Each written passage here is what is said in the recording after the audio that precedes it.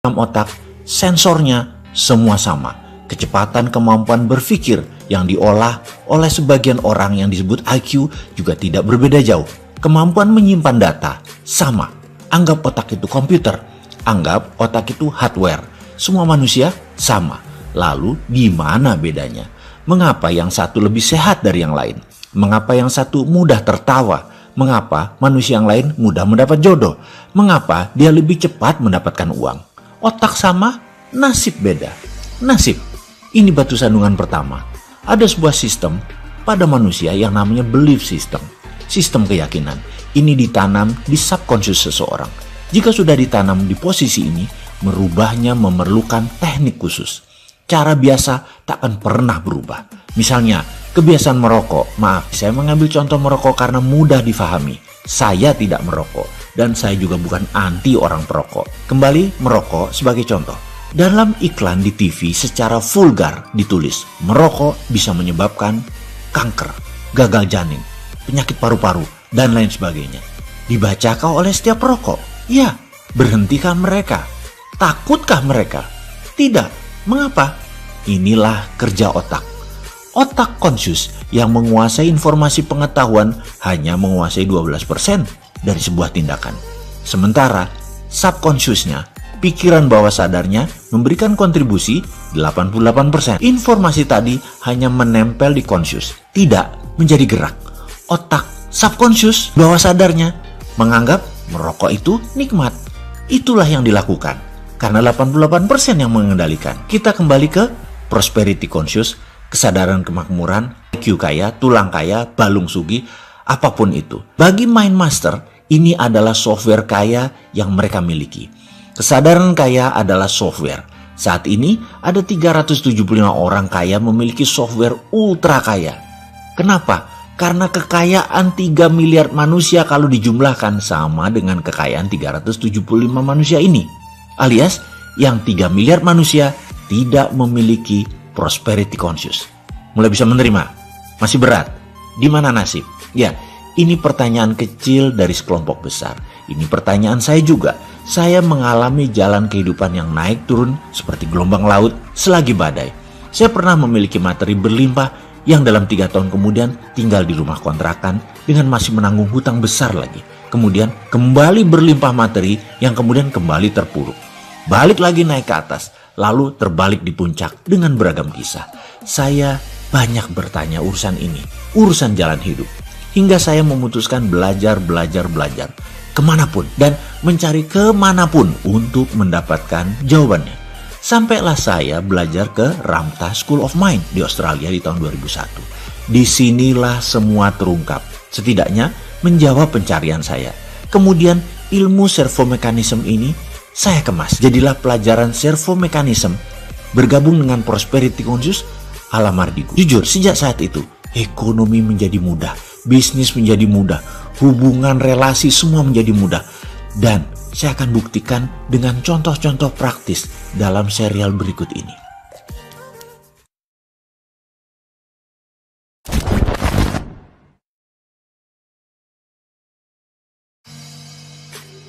Di Ramtha School of Mind, hari pertama ada 110 murid hadir. Dari 10 negara, ada India, Australia, Filipina, Malaysia, Kamboja, Hong Kong, Jepang, Amerika, Inggris, dan terakhir dari Iran. Saya satu-satunya dari Indonesia. Hari pertama perkenalan, masing-masing cerita jalan hidup mereka, masing-masing sharing, berbagi, sedetail dan serinci mungkin. Wah, seperti nonton film drama. Kalah drama Korea, kalah cerita India. Ceritanya seram-seram, menegangkan, taruhan nyawa yang hilang, dan anggota keluarga yang meninggal terbunuh. Hal itu menjadi biasa. Parah semua kondisinya. Ada yang usianya 55 tahun selama 40 tahun bekerja hanya untuk membayar hutang. Ada yang bangkrut berhutang dengan geng mafia. Ada yang dikejar-kejar triad dan dibunuh keluarganya. Ada yang ditipu habis-habisan oleh keluarganya sendiri. Pokoknya sulit dibayangkan cerita jalan hidupnya mereka. Bahkan 100 kali mendengar cerita masing-masing, 100 kali saya menangis. Saya tentu tidak boleh menceritakan rincian cerita mereka karena ini menjadi rahasia di antara kami. Di mana kami seakan sudah menjadi saudara sependeritaan. Common sorrow. Jalan hidup saya jika mendengar cerita mereka menjadi tidak sebanding. Tidak ada apa-apanya. Hari berikutnya sang instruktur menceritakan jalan hidup mereka. Sama saja awalnya kusut semua. Mereka berlima, masih muda. Yang paling tua umurnya 35 tahun. Namun rekening mereka paling sedikit adalah 6 juta Aussie dollar. Jabut, itu ucapan saya dalam hati berkali-kali. Pelajaran ini adalah pelajaran yang fair dan adil. Kenapa? Kami dilihatkan ATM mereka. Mereka tidak berdusta. Kenapa saya sebut ini adil? Karena instrukturnya yang 5 orang ini semuanya milioner. Jadi mengajarkan kekayaan dan kemakmuran diajarkan oleh orang yang milioner itu menjadi fair dilihatnya. Mereka tidak berdusta. Mereka tidak berdusta. Diperlihatkan keesokan harinya bagaimana uang itu ada bersama mereka, datang kepada mereka. Mulai melek mata saya. Mulai lompatan-lompatan kecil liar di otak saya berjalan. Gitu ya, berkali-kali. Hari berikutnya pelajaran dimulai. Formasi setengah lingkaran tanpa meja. Pelajaran trespassing namanya. Teritori ego kami akan diterabas, akan di-cross, akan dilewati. Siap-siap marah, siap-siap tertusuk hati kami, siap-siap tersinggung. Kami peserta diberi pertanyaan, how is the money comes to you? Bagaimana uang datang ke Anda? Seluruh peserta mendapat giliran. Kalau disamaratakan, semua menjawab hampir sama, yaitu dengan bekerja. Sekali lagi, jika ditanya, how is the money comes to you? Maka rata-rata menjawab dengan bekerja. Pertanyaan berikutnya oleh instruktur, kalau Anda tidak ada uang, apa yang Anda lakukan? Seluruh peserta berbicara bergantian, kesimpulan, mencari kerjaan. Karena dengan bekerja, kita mendapat uang. Pertanyaan berikutnya, kalau Anda bekerja, apa yang Anda peroleh? Seluruh peserta menjawab, uang. Pertanyaan berikutnya, jadi begitulah cara kerja otak Anda. Untuk mendapatkan uang, Anda harus bekerja. Oke, kita stop sebentar. Ada yang salah dalam pernyataan di atas? Tentu tidak, bukan? Inilah pernyataan dan pertanyaan selanjutnya. Bisakah Anda tidak bekerja? Anda dapat uang? Otak saya kram, macet. Kemudian terdengar suara instruktur melanjutkan. Karena Anda berpikir uang datang kalau bekerja. Kalau tidak punya uang, Anda mencari kerjaan. Dan Anda pikir Anda mendapatkan uang. Padahal itu hanya menyambung hidup. Di akhir bulan uang Anda habis lagi. Dan Anda bekerja lagi. Begitulah roda kehidupan yang Anda putar. Benarkah? Otak saya berhenti. Rasanya tidak ada yang salah. Bukannya itu pemahaman umum. Uang didapat dengan bekerja. Nggak kerja ya nggak dapat duit. Pertanyaan berikutnya agak menohok ke saya. Anda bertuhan, Mr. Mardigu? Anda percaya Tuhan? Saya jawab, iya pasti. Tuhan Anda bisa apa? Kalau ini bukan pelajaran trespassing, sudah ngamuk saya. Tuhan saya bisa segalanya. Memiliki semuanya. Dan dia adalah ketidakterhinggaan. Jawab saya dengan nada tidak nyaman.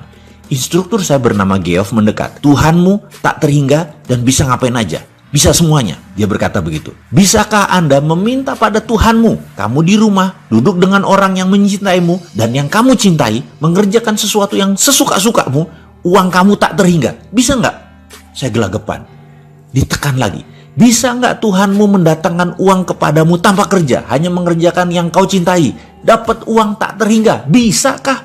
Bisa, saya jawab keras. Kenapa kamu tidak minta itu? Kenapa kamu tidak minta kepada Tuhanmu, kepada Allah? Ya Allah, saya mau berkumpul dengan orang yang saya cintai, mengerjakan sesuatu yang saya sukai, menyenangkan banyak orang, santai, membuat sehat, membuat pinter, membantu alam, dan dapat duit tidak terhingga. Kenapa kamu nggak minta kayak gitu? Kenapa kamu nggak taruh kata-kata itu dalam pikiranmu? Kenapa milih yang repot, yang capek, yang buat frustrasi? Kenapa harus kerja? Kenapa nggak langsung dapat duitnya aja? Sekali lagi, kenapa kamu minta kerja baru dapat uang? Nada suaranya meninggi dan mengeras. Saya pun tidak menjawab. Saya juga bingung, kenapa saya harus bekerja untuk dapat uang? Kenapa nggak diem aja atau mengerjakan sesuatu yang enak dan santai saja? Tapi kenyataannya kan orang harus kerja, apapun itu. Buktinya banyak orang yang santai-santai malah masuk jurang kemiskinan. Ini maksudnya. Jadi saya harus apa? Geoff menekan saya lagi. Kalau Anda datang ke sini hanya mempertahankan dan mempertanyakan hal-hal dasar, Anda siap-siap kecewa. Kalau Anda percaya Anda yang menentukan nasib Anda, siap-siap terkejut. Kalau Anda percaya nasib bukan di tangan Anda pasti kecewa. Kalau Anda percaya Tuhan bisa melakukan apapun dan Anda bisa mendapatkan apapun, kalau Anda percaya garis tangan sudah ditentukan sebelumnya, Anda pasti frustasi. Kalau Anda percaya Anda menulis jalan hidup Anda sendiri, Anda pasti menemukan jalan keluar. Kalau Anda banyak berpikir dan mempertanyakan metode pelajaran selama 7 hari ke depan, siap-siap angkat koper karena Anda tidak mendapatkan apa-apa. Kalau Anda pasrah dan percaya Anda sangat diuntungkan karena semuanya itu mudah. Kalau Anda percaya inilah jawaban atas doa Anda selama ini dan Anda menikmati proses di kelas ini, kalau Anda memegang kukuh belief system Anda yang lama, Anda persis menjadi seperti Anda yang sekarang. Kalau Anda meruntuhkan seluruh bangunan Anda dan bersiap membangun pondasi belief baru, siap-siap melihat diri Anda yang baru, yang anggun, yang tak terhingga dan sesuai dengan maunya Anda. Kemudian nada suaranya melunak dan pelan. Anda kesini sudah buang waktu, membuang tenaga, membuang pikiran, membuang uang. Apa yang tersisa dari Anda hanya pola pikir saja. Kalau Anda mau membuang pola pikir tersebut, kita akan melanjutkan pelajarannya. Siap-siap akan sakit hati. Karena semua yang Anda pegang bisa dilepas dan harus dilepas. Bahkan kebenaran yang Anda pegang pun akan ditantang, di-challenge ke batas ujung. Diri Anda akan didorong ke batas yang Anda merasa apapun mungkin, apapun masuk di akal. Masa sih? Bagaimana bisa pernyataan dan pertanyaan logika belief lama akan ditantang? Kalau ternyata tidak teruji, rubuhkan belief system Anda tadi. Ingat, kebenaran yang terbenar adalah kebenaran yang teruji. Kebenaran yang terbenar adalah kebenaran yang tidak menyinggung siapapun. Dan kalau ada yang sakit hati gara-gara kebenaran ini, pelajaran kebenaran ini salah. Dan kebenaran yang paling benar, dia membela dirinya sendiri.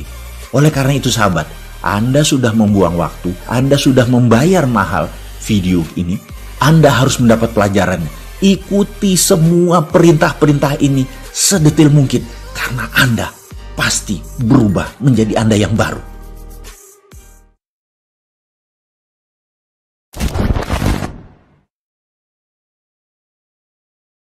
Sepulangnya dari belajar, jujur, 3 bulan setelah kembali, saya belum mulai mempraktekkan apapun.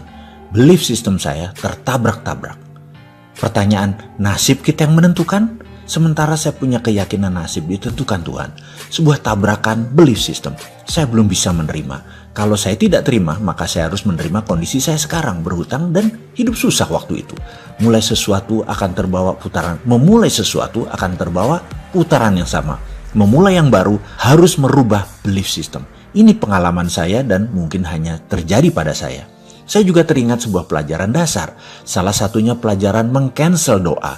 Dalam sebuah sesi di sana ada pelajaran untuk berpikir dan berdoa yang tidak boleh di-cancel. Seperti detailnya ada juga di dalam video Road to Billionaire, karya saya terdahulu. Baik, sekarang kita beri contoh seperti pengalaman saya di dalam kelas waktu itu. Saya diperintahkan memohon. Waktu itu saya disuruh memohon kepada Allah untuk memberikan uang 1 miliar pada akhir bulan ini. Saya manut, saya berkata, "Ya Allah, saya meminta uang 1 miliar di rekening saya pada akhir bulan ini." Lidah saya mengucap, hati kecil saya berkata, "Mungkinkah?" Dan perkataan di hati kecil tersebut, di pelajaran tersebut, saya peroleh artinya meng-cancel doa. Hal itu membatalkan doa.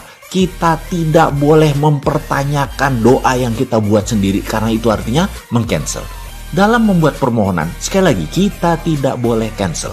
Percaya utuh. Setiap keraguan harus dipanjatkan lagi permohonannya. Ulangi lagi, karena permohonannya kita cancel sendiri. Ribuan kali saya coba, ribuan kali saya cancel. Belief system saya belum terima. Masa sih? Kok gitu doang? Emang bisa? Dari mana caranya? Dari mana uang datang ke saya? Bagaimana uang 1 miliar itu bisa datang? Walaupun saya berkata, "Ya Allah, berikan uang 1 miliar itu di akhir bulan ini." Tapi tetap di hati kecil ada hal-hal yang menyeletuk tadi. Sekali lagi sekedar mengulang saja, mengingatkan informasi bahwa di tahun 2001, saya bekerja untuk menutupi biaya hidup dan sebagian cicilan hutang. Posisi saya sebagai Direktur Business Advisor dari sebuah investment banking bernama PT Rifan, sekarang namanya PT Rekapital, milik seseorang yang posisinya tinggi saat ini, yaitu Bapak Rosan Roslani dan Bapak Sandiaga Uno. Secara gaji dan bonus cukup besar kompensasi bulanannya, namun hanya kerja kontrak. Dari tahun 2000 hingga tahun 2002, 24 bulan. Kontrak akan berakhir 9 bulan lagi dari masa saya pulang dari Australia tersebut. Suatu pagi, saya ingat waktu itu, saya meminta anak saya nomor 2, namanya Fatur, yang masih berusia 4 atau 5 tahun. Saya berkata, "Mas Fatur, tolong dong ayah diambilkan sepatunya yang hitam," kata saya. Fatur diam saja. Saya ulangi sekali lagi, "Fatur, kamu dengar kan ayah ngomong apa?" Dia tetap diam dan berjalan menjauh. Suara saya, intonasinya saya tinggikan, intonasinya menekan, dan dia diam menunduk. Emosi saya terpancing. Ini anak kok gak nurut sih, kata saya dalam hati. Saya berjalan ke arahnya, gerakan marah terpancar di wajah saya. Matanya menatap saya tepat di mata saya. Agak ketakutan ekspresi wajahnya. Saya kaget. Loh, Kok dia takut? Saya berkata dalam hati. Langsung saya berlutut sejajar mata saya dengan mata dia, dan ini adalah metode dasar psikologi mendidik anak, di mana mata sejajar menunjukkan kesetaraan, kesederajatan. Kalau atas bawah, anak di bawah, orang tua di atas, bola mata anak yang pupil hitamnya di posisi atas, ini dia dalam posisi sangat sugestif, membuat posisi orang tua otoritatif dan si anak menjadi inferior. Di kondisi saya dan Fatur, kondisi tersebut tidak boleh. Saya lagi marah, Fatur lagi takut, jadi langsung saya sejajarkan sehingga dia nyaman karena merasa sederajat. Saya ubah ekspresi saya datarkan suara saya. Nak, tolong ambilkan sepatu ayah ya sayang. Kaki saya dipeluknya. Bahasa tubuhnya saat itu yang saya rasakan adalah dia tidak mengizinkan saya berangkat bekerja. Kembali saya tersentak. Tadinya mau marah, namun signal yang diberikannya cukup kuat. Jangan pergi ayah. Ayah belum memberikan banyak rekening emosi ke saya, kata Fatur. Itu yang saya dapat. Rekening emosi saya kurang kepada Fatur. Lama saya menatap wajahnya. Tiba-tiba saya putuskan, baik, ayah tidak bekerja hari ini. Kamu mau apa sayang? Kemudian dia berkata, ajarin Mas Fatur naik sepeda roda 2 ayah, terus kita main layang-layang. Boleh nggak? Pintanya dengan lagak yang lucu sambil memiringkan kepalanya. Saya mengangguk. Saya telepon sekretaris saya, Siola, tolong bilang pada Pak Rosan, saya tidak masuk hari ini, saya off. Seharian saya ajari Fatur naik sepeda roda 2. Sorenya kami bermain layang-layang. 7 jam sangat padat berkualitas setidaknya menurut saya. Malamnya dia memijit-mijit bagian tubuh saya. Nikmat sekali rasa di hati saya ini. Tiada tara rasanya. Enak berkumpul dengan orang yang kita cintai, mengerjakan hal yang kita cintai, dan mendapatkan uang tak terhingga. Tiba-tiba klik terjadi di otak saya. Saya mendadak seperti mendengar saya berkata pada diri saya sendiri. Katanya ingin punya anak yang soleh. Kok ngaji diajarin orang lain, belajar sepeda diajarin orang lain, belajar baca tulis diajari orang lain. Bagaimana rekening emosi bisa tumbuh? Bukankah dulu pernah mengatakan bahwa kalau setiap sel dari anak yang tumbuh, saya ingin memiliki andil terbesar agar di kemudian hari tidak ada sesal. Sementara faktanya setiap hari sibuk. Pagi berangkat anak belum bangun, pulang anak sudah tidur, ketemu di kala weekend sudah kecapean pengen istirahat. Anak tahu-tahu tumbuh membesar dan membesar tanpa ada kontribusi saya apa-apa. Saya terhenyak. Lalu saya putuskan seketika itu juga tanpa pikir. Cikar kanan, via kondios, kita bakar kapal. Ini istilah saya mengandaikan tindakan seorang panglima perang, Jabal Tarik, sewaktu menaklukkan Gibraltar. Pasukannya kalah jumlah dan nyali ciut mau mundur. Jabal Tarik memerintahkan bakar kapal sehingga pasukannya tidak ada pilihan lain kecuali maju berperang. Besok saya membuat surat resign tertuju pada partner dan owner perusahaan tersebut, Rosan Roslani. Saya mendadak percaya 100% bahwa uang akan saya dapat. Dan uang dapat dari manapun. Tanpa usaha yang banyak, saya tidak pernah meng-cancel. Utuh saya percaya permohonan kepada Tuhan tersebut. Entah mengapa, tapi saya percaya. Saya semangat sekali. Lalu, hari berlalu tanpa ada yang istimewa. Herannya, orang modern seperti saya tidak banyak bertanya-tanya. Enjoy total, benar-benar seperti orang aneh. Gak mikir belas. Sore itu saya menyiram bunga. Di luar kebiasaan, saya tidak pernah menyiram bunga. Tahu-tahu sebuah motor menghampiri, pengemudinya menggunakan helm, berkaca gelap. Saya tidak tahu siapa dia. Sore bapak, katanya membuka helm. Rai Sahanaya rupanya. Dia orang Ambon, tetangga saya. Tinggal berjarak 3 rumah di sebelah. Dia mengontrak di sana. Kemudian dia berkata, begini bapak ada uang 10 juta kah? Katanya dengan logat Ambon yang kental. Maksudmu? Begini bapak, beta mau jual semua barang di rumah beta bapak. Beta jual 10 juta bapak, termasuk motor baru ini bapak. TV, kulkas, AC, kontrakan rumah, semua bapak ambil. Boleh kah? Wah Rai, jujur uangku hanya 6 juta, itu pun buat bayar besok hutang. Saya jawab dengan apa adanya. Dia terdiam kemudian berkata, beta dapat kerja kapal bapak. Malam ini kapal angkat jangkar bapak, jam 9. Kita soba layar bapak. Beta dapat kontrak 3 tahun bapak. Gaji bagus, $2.500 sebulan bapak. Beta harus cepat-cepat balik ke pelabuhan bapak. Lalu dia terlihat berpikir sebentar dan berkata, baiklah bapak, beta kasih bapak semua. Bisa kasih 6 juta sekarang kah? Ada, saya menjawab. Saya masuk ke dalam, 1 menit kemudian saya berikan uang 6 juta. Dia senang sekali. Giginya yang putih berkilat tak pernah hilang dari bibirnya. Rai menandatangani tanda terima, 3 lembar kwitansi kosong untuk motor dan kunci kontrakan. Bawa koper berangkat pakai ojek. Saya terdiam, memegang 2 kunci.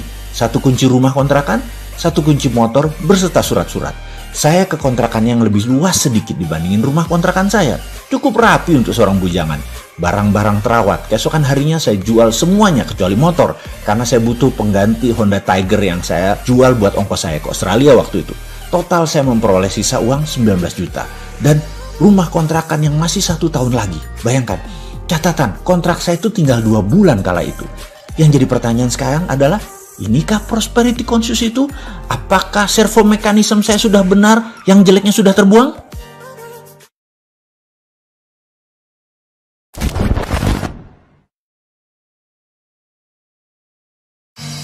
Glory from the past. Di sesi video ini, tugas semakin berat karena kita akan melakukan hal yang sangat penting. Sahabat, sekedar mengingatkan, tidak ada yang datang ke kita kecuali kita yang menghendakinya. Tiada sesuatu pun yang datang ke kita kecuali kita yang menginginkannya. Semua kesialan dan keberuntungan kita yang menariknya. Hidup kita ini ada antena yang menarik apa yang mirip, menarik apa yang sangat diinginkan. Didambakan benar-benar ingin, sepenuh hati, dari hati terdalam dan diulang-ulang. Sehingga tubuh kita terinduksi dengan impian kita, terobsesi dengan niat kita, terobsesi dengan cita-cita kita. Sehingga kehadiran video narasi ini bukan hal yang tidak sengaja. Ini jangan-jangan adalah jawaban yang Anda cari selama ini. Ketika hal ini hadir di hadapan Anda, maka saya selaku pribadi yang menginstal keilmuan servo mekanisme ini sangat serius memenuhi semua yang Anda butuhkan dengan memberikan pelajaran sepenuh hati. Tentunya sahabat tidak akan menyia-nyiakannya dengan tidak mengerjakan tugas di dalam video narasi ini. Semua tugas ini adalah bagian dari terapeutik atau terapi untuk mengubah segala hal yang buruk, servo buruk, agar polanya di-break. Tak terkecuali sesi kali ini yang disebut dalam Glory from the Past. Dari setiap sahabat, ada banyak hal kesuksesan dari sekarang hingga Anda bayi, baru lahir dulu. Tugas kali ini berat, karena sahabat diminta menulis semua Glory from the Past tersebut. Catatlah seluruh kemenangan-kemenangan di masa lalu. Catatlah seluruh kesuksesan-kesuksesan di masa lalu. Kebahagiaan-kebahagiaan di masa lalu. Keberhasilan, prestasi, apapun itu yang positif. Pertama kali jatuh cinta misalnya. Pertama kali mendapatkan uang gajian. Pertama kali mendapatkan 1 miliar. Juara azan. Mendapatkan beasiswa. Beli mobil atau motor impian. Apapun yang sahabat anggap itu sebagai sebuah kemenangan, tulislah. Sesi ini adalah sesi di mana kita semua ditanya segala yang hadir ke hidup Anda sejak kecil hingga saat ini. Sudahkah Anda mengenalnya? Dan sekali lagi, hal ini penting. Sudahkah Anda mensyukurinya? Ini adalah sebenarnya kami menguji kalau Anda mengingatnya, lalu Anda bangga dan Anda bersyukur. Sesungguhnya Anda pantas mendapatkan yang sama, bahkan lebih baik lagi di masa yang akan datang. Namun percaya saya, kalau Anda tidak bisa merinci masa kemenangan-kemenangan Anda tadi, tidak bisa banyak atau hanya beberapa, mohon maaf, apa kira-kira Anda layak mendapatkan sesuatu yang lebih besar, lebih baik, lebih maju di masa depan? Di mana yang lalu Anda saja tidak ingat, tidak syukuri, tidak benar-benar merasakan nikmat kepada Allah yang telah memberikannya. Apa kira-kira Anda pantas ke depan mendapatkan lebih besar lagi? Pantaskah? Percaya saya, dari ribuan orang yang telah melakukan hal ini, mencatat Glory from the Past, semakin rinci ke depannya, orang itu memang pantas mendapatkan yang lebih baik, yang lebih dahsyat. Setiap menuliskan kemenangan masa lalu, kesuksesan masa lalu, prestasi masa lalu, ucapkan syukur yang ikhlas kepada Allah Sang Pencipta. Percaya saya, Anda akan mengerjakannya dengan menetes air mata dan itu akan menjadikan pengalaman yang luar biasa. Manfaatkan waktu untuk mengisi daftar kemenangan masa lalu Anda. Ini wujud syukur Anda. Ini wujud berserah diri dan kesadaran akan semua yang hadir karena memang Anda yang mengaturnya. Yaitu Anda sendiri yang Anda syukuri agar pantas mendapatkan semua di depan lebih baik dan terbaik. Sekarang ambil kertas, selamat mengisi tugas tersebut dan tulis di atas kertas tersebut kemenangan masa lalu, Glory from the Past, dengan menyelipkan kata-kata, terima kasih Tuhan, terima kasih Allah atas ... Selamat mengisi.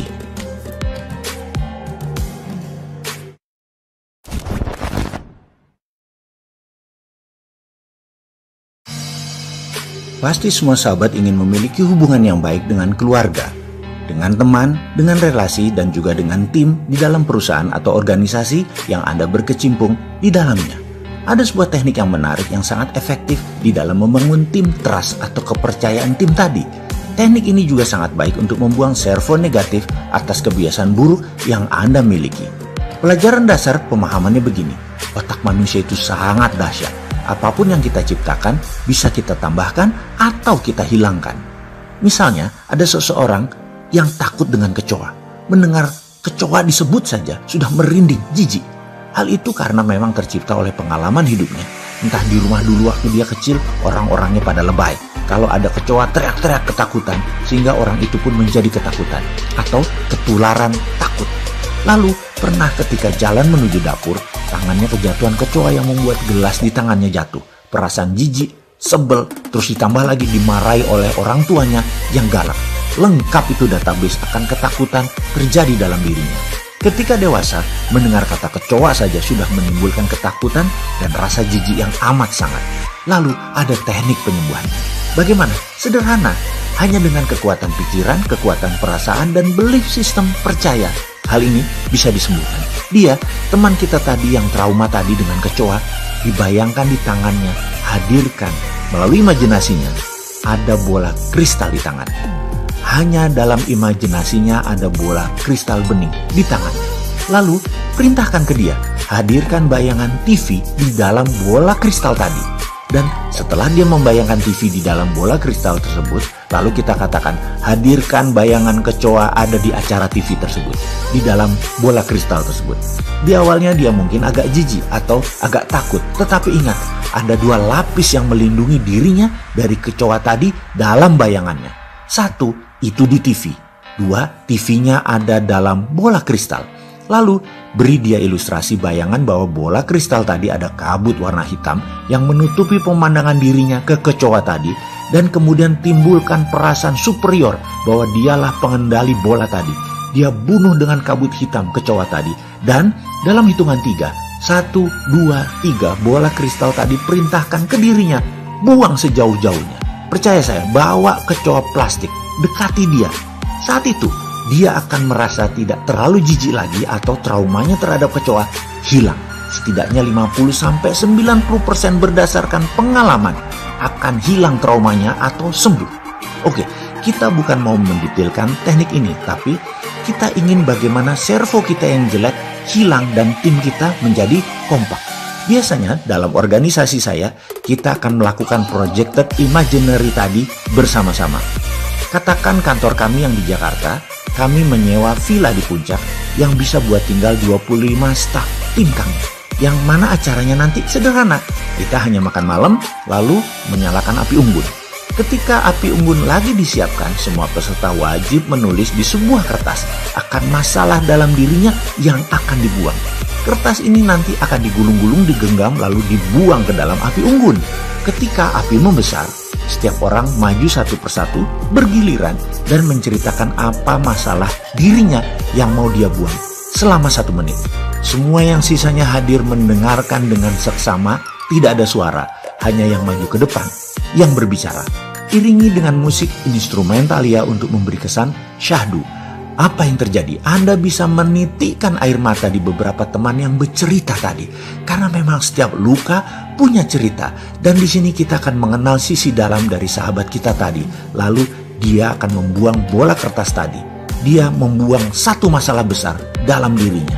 Acara ini bisa 2-3 jaman. Dan pasti sehabis acara ini, sharingnya dahsyat. Sehingga setelah acara gathering di puncak tadi, kita jadi mengerti satu dengan yang lain. Mengerti beban masalah dalam diri seseorang dan menjadi saling bantu karena tahu apa yang satu sama lain impikan.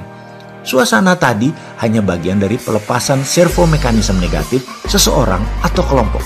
Sahabat semua, saya sangat sarankan Anda lakukan hal ini dalam organisasi Anda, dalam keluarga besar Anda. Setelah itu, itulah Anda yang baru, itulah tim Anda yang baru, dan itulah keluarga Anda yang baru, yang penuh semangat dan penuh cinta. Pasti produktif ke depannya.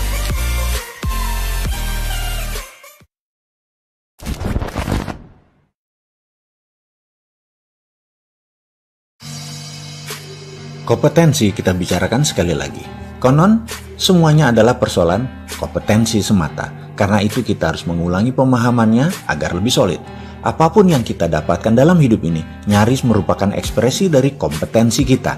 Dengan kata lain, kompetensi adalah tingkat operasional dari kebiasaan dan kompetensi tersebut adalah memicu automatic guidance system, yaitu servo mekanisme untuk bekerja melalui proses koreksi terus-menerus yang dikenal sekali lagi dengan istilah servo mekanisme. Sebenarnya ada tingkatan yang lebih tinggi dari kompetensi, yaitu belief, yang kita akan bahas di lain kesempatan. Tetapi secara populer, boleh kita hanya menggunakan istilah kompetensi yang lebih terkait dengan skill dan lebih akrab pula dengan kehidupan sehari-hari. Tetapi di sini kita akan perluas pemaknaannya. Semuanya adalah soal kompetensi. Jika kita sangat sering mengalami keberuntungan, maka boleh dikatakan kita memiliki kompetensi yang tinggi dalam persoalan peruntungan. Jika kita selalu sial dalam segenap hal, maka mungkin kita menjadi maestro di bidang ini, alias memiliki kompetensi sial yang sangat luar biasa. Jika kita sangat mudah memperoleh teman, maka pastilah karena kompetensi kita, urusan mencari teman sudah mencapai tingkat yang tertinggi.